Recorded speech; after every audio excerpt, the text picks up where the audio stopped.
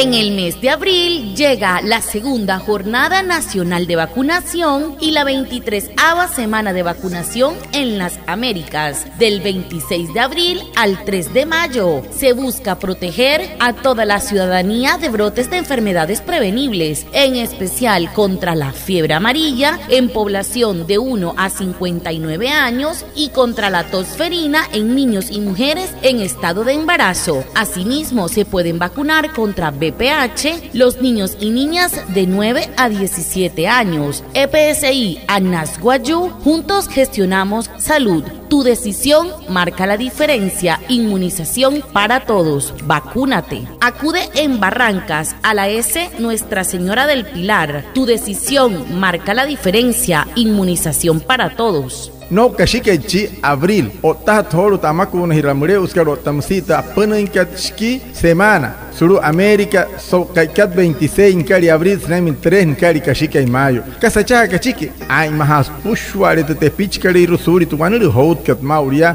para hanare muito fiebre amarilla monakat nanai hena ho uyu ekwane ne huya snaime araiski mekiet sarmen huya otamsis purto coach kanana te pichkano tahiyeyu ekeipuon musi mauria ya makunas purto BPH mnaka purhiyeyu tatoroyu hanai mekiet tren poro karat shmenhuya senoi kite EPS karhum wane wairuku soto hai hiaka no towayakan achaha irashuakua paspura ana hurrutka pasuru mite pitatka Barranca Nuestra Señora del Pilar ermakun hirwane wairuku soto hai hiaka no towayakan achaha irashuakua paspura ana.